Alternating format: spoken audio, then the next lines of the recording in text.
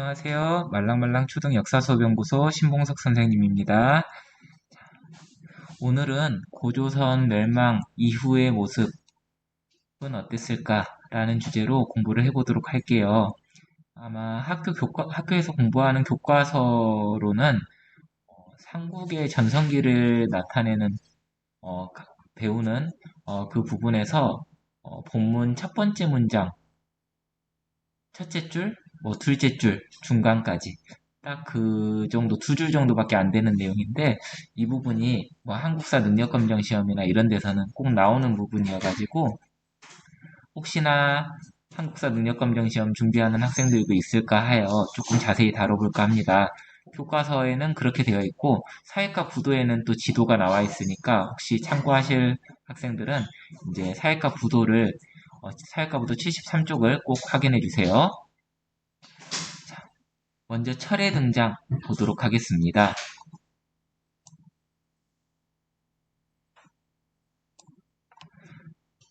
철기는요, 기원전 5세기경에 우리가 살고 있는 지역에 전해졌다고 합니다. 기원전 5세기경에 물론 세계 여러 지역에서 이제 철이 훨씬 더 먼저 전래된 곳이 있고 그렇긴 하지만 우리 지역에는 기원전 5세기경으로 보고요. 철이 등장함으로써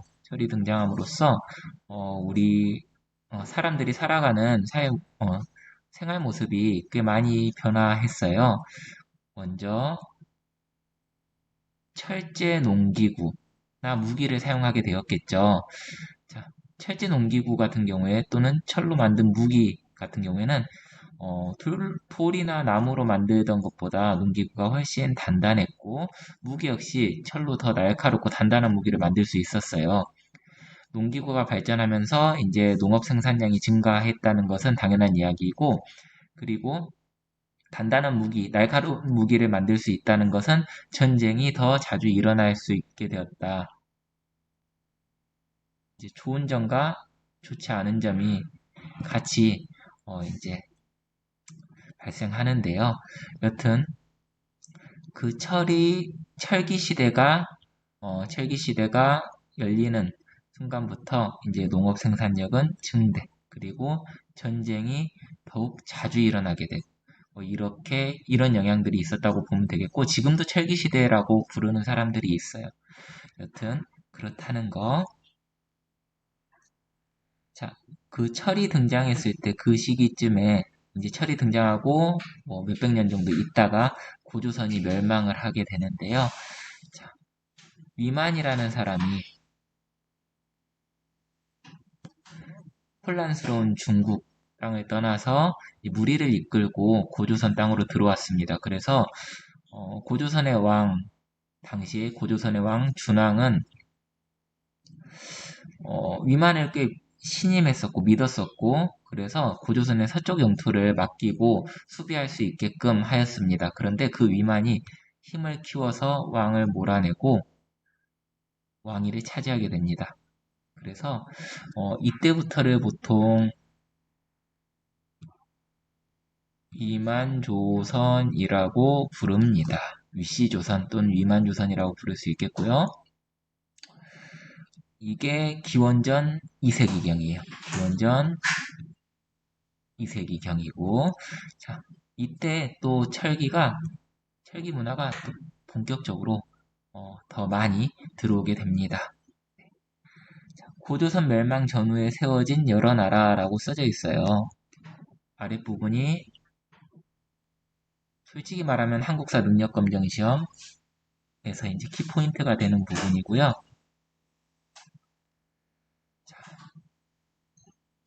교과서에 이렇게 써져 있죠. 고조선은 한 나라에 의해서 멸망되었다라고 했는데 틀린 말은 아니고요. 자, 이제 사실은 고조선이 이제 한 나라의 중개무역을 방해했다 이런 표현을 써요. 고조선 아래 남부지방, 이제 중부지방이나 한반도 중부지방이나 남부지방 같은 곳에는요, 진이라는 세력이 있었고요.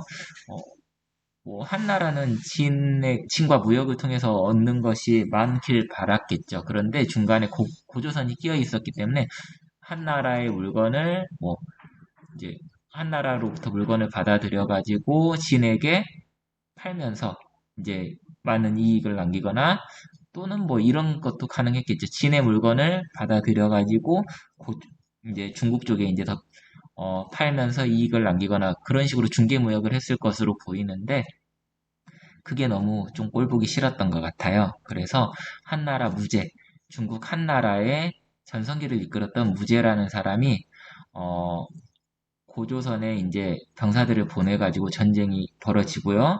그러니까 중국이랑 싸운 거야, 고조선이.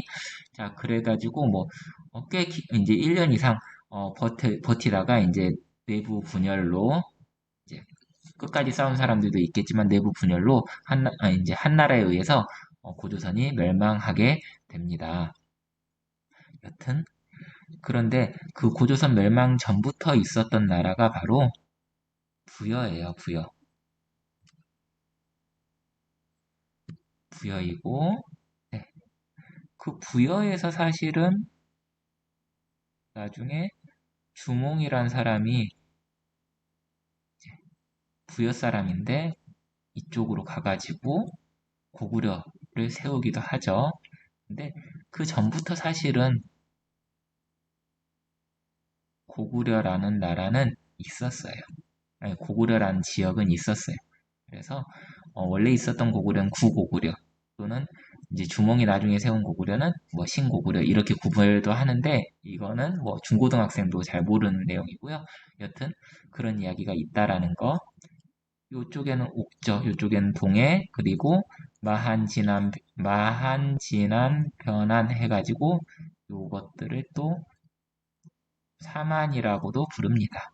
하여튼 위치는 그렇고 어, 나머지 나라들은 대개 고조선이 멸망한 후에 세워진 것으로 보시면 될 것 같아요. 철기 문화를 바탕으로 하나씩 하나씩 보겠습니다. 부여는 사출도라고 하여서 이제 중앙에 왕이 있고 마가, 우가, 구가, 저가 뭐 이런 직위를 가진 사람들 그런 사람들이 각 지역을 원래부터 다스리고 있었어요. 그러니까 느슨한 연맹체 정도로 보시면 될 것 같고요. 어, 마가, 우가, 구가, 저가 이런 것이 어디에 이제 부여의 사출도가 조금 반영된 보드게임이 뭐냐면 윷놀이에요. 윷놀이가 부여의 뭐 이런 정치 체계를 담았다고 말하는 사람들이 있습니다. 여튼 그리고 부여는 제천 행사, 하늘의 제사를 지내는 파티라고 생각을 하면 되겠고요. 지금으로 따지면 뭐 추석 그런 느낌? 약간 그런 거라고 보면은 영고라는 제천 행사가 있었대요. 영고라는 제천 행사. 외우려면은 부여에다가 여자에다가 이응자 붙여서 부여 영고 이렇게 외울 수 있겠어요.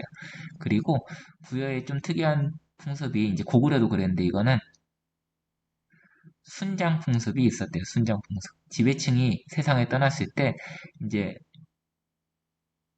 같이 살던 노비들이나 이런 사람들까지 같이 매장을 하는 거예요. 그러니까 사후에도 뭔가 사후 세계가 있다. 죽은 후에도 다른 세상이 있을 것이다. 이런 생각이었던 것 같은데 어, 지금 시각에서 보면은 이게 무슨 말도 안 되는 짓이야 이렇게 할 수 있는데 과거에 그런 사람들이 꽤 이런 풍습들이 여러 지역에 우리나라뿐만 아니라 여러 지역에 있었다고 해요. 따라 죽을 순자에다가 장례 치르다 할 때 장자에서 순장이라고 합니다. 이런 풍습을. 나중에 가야에서도 발견되고요. 이런 풍습들이 꽤 오래 지속됐던 걸로 보여요. 그 다음, 그 다음 나라는 부여 말고, 그 다음 고구려죠, 고구려. 고구려는, 음, 귀족회의로서 제가회의라는 회의, 회의가 있었어요. 귀족들이 모여서 나라의 중요한 일을 결정하는, 그리고 여기도 제천행사 파티가 있어요. 동맹이라는 파티가 있었습니다. 그리고 서옥제라는 풍습이 또 있었는데 이게 뭐냐면은 어 이제 서자는 사위 서자야. 사위 서자. 그러니까 남자와 여자가 결혼을 할 때 남자가 어 처가에 가가지고 처가에 가면은 이제 집 옥자거든요. 아, 사위의 집을 지어준다 이런 뜻이야. 처가에서. 그래서 사위가 처가에서 한참 살다가 여기 써져 있는 거 보면은 혼인 후 아이가 태어나 어느 정도 성장할 때까지 부인의 집에서 살다 돌아온다. 예, 아기가 어느 정도 클 때까지 이제 처갓집 일을 도와주면서 함께 사는 거예요. 처가에서. 그런 풍습이 있었답니다. 고구려에는. 자, 그리고 그 다음 옥저입니다. 옥저. 고구려 아래에 있어서 옥저 동해는 되게 고구려에게 고구려가 꽤 센 나라였기 때문에 되게 힘들어했던 나라들이에요. 옥저 동해는.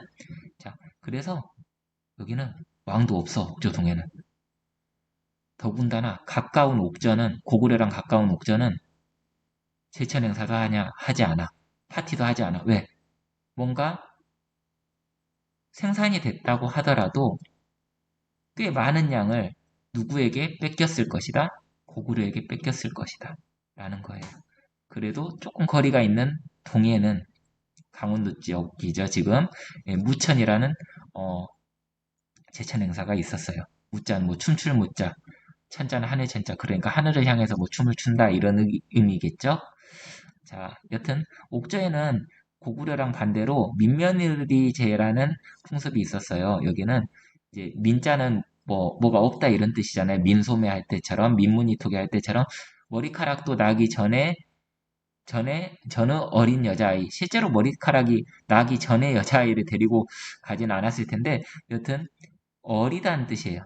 어린 여자아이를 신랑 집에서 미리 데려가서, 이제 키우는 거예요. 그러면서 어느 정도 크면은 이제 며느리로 삼아버리는 거야. 여튼 민며느리제라는 그래, 여성이 남성의 집에 가가지고 이제 생활하다가 결혼을 하는 민며느리제라는 풍습이 있었어요. 고구려랑 약간 대비되죠? 그리고 옥저에서는 가족 공동 무덤이 막 발견되기도 해요. 여튼 그랬고, 그 다음 동해 넘어가면은 동해는 특산물이 유명한 물건들이 있었대요. 짧은 활, 당궁, 그리고 어, 과하마. 그러니까 과일나무보다 이제 과일 뭐 예를 들면 나무가 있는데 과일이 주렁주렁 매달려 있는데 그것보다 키가 작은 아래 하자니까 말. 그러니까 좀 작은 말인 것 같아요. 이런 게 조금 유명했고 반어피는 이제 뭐 동물의 가죽 같은 거라고 생각을 하시면 될 것 같아요. 이런 게 유명했던 곳이 동해이다. 그리고 동해는 특이하게도 어, 이제 이건 과거 뭐 신석기 시대 그런 풍습이 남아서 올라오는 것 같은데 같은 씨족끼리는 결혼하지 않았대요. 이걸 족외혼이라고 해요. 자기 가 이제 자기들이 패밀리라고 생각하는 그 집안 안에선 결혼을 안 하니까 그 바깥에서만 결혼을 한다. 이건 뭐 이후에도 계속 이어져 오던 풍습이죠. 네. 친척끼리 막 결혼하고 그런 거 잘 이루어지지 않잖아요, 사실은. 네, 여튼 근데 또 신라 시대나 고려 시대 이럴 땐 또 이야기가 달라집니다. 지금은 또 이게 당연한 이야기 같지만 여튼 그렇고요. 또 자기 동네에 누가 들어오잖아. 경계가 있는데 그러면 이제 그것을 이제 뭐 배상을 하게끔 하고 꾸짖어서 화를 입힌다. 이제 그런 의미로 책화라는 풍습이 있었대요. 다른 부족의 경계를 침범하면 배상하게 하는. 그 다음 아까 만 지난 변환을 합치면은 사만이라고 한다고 했어요. 사만은 고조선이랑 좀 비교해 보면은 종교 지배자가 다스리는 신성구역이 따로 있었대요. 그러니까 정치 지배자가 떤 범죄자를 잡으려고 하는데 그 사람이 종교 지배자가 다스리는 어떤 신성구역으로 들어가잖아, 범죄자가. 그럼 못 잡으러 가는 거예요. 예를 들면은 제사와 정치가 완전히 분리된 사회의 모습을 보여준다. 고조선, 뭐 당군왕검, 뭐 재정일치 이런 것과는 약간 다른 이야기인 거죠. 자, 하늘의 임금이란 뜻이죠. 청군은. 그러니까 청군이라는 사람이 이제 제사장이었던 것 같아. 이제 종교 지도자이면서 이 사람이 다스린 지역이 따로 있었다라는 거고 사마는 딱 봐도 농사 잘 되게 생겼죠. 남부지방이라서 이제 제천 행사도 두 번이나 합니다. 뭐 이제 가을에 고마워요 이것뿐만 아니라 농사 잘 됐으면 좋겠다 하면서 5월에 한 번 제천 행사하고 또 10월에 또 제천행사를 하고 이런 거예요. 그런 원인은 이제 벼동사가 발달했기 때문이다. 이 지역에서는 벼농사가 발달했기 때문이다. 농사 잘 되니까 제천행사 2번 했다. 이렇게 생각하시면 될 것 같아요. 끝으로 이제 사만 중에서 마안 진안, 변안, 낙동강 하류 지역의 변안이라는 연맹체 국가는 마안은 54개의 나라로 이루어져 있고 변안은 12개, 진안 12개의 소국으로 이루어져 있다고 하죠. 여튼 변안에선 철이 유명해가지고 철을 다른 나라에 많이 수출했다라고 했어요. 이런 특징이 있었다. 각 나라의 특징 아마 외우기는 어려울 테지만 한번 들어는 봐야 될 것 같아요. 그리고 초등학생이면은 이제 뭐 시험을 준비하는 게 아니면 시험 준비하면 이게 엄청 중요하겠죠. 시험을 혹시 준비하는 게 아니라면은 부여, 고구려, 옥저, 동해, 마안, 진안, 변안의 위치 정도, 고조선 멸망 전에 이런 나라들이 있었다 정도만 알아도 될 것 같습니다. 여러분 열심히 들어주셔서 감사해요. 오늘 뭐 음성지원, 기억노트, 황금필기 음성지원은 여기까지 하고 마치겠습니다. 수고하셨어요.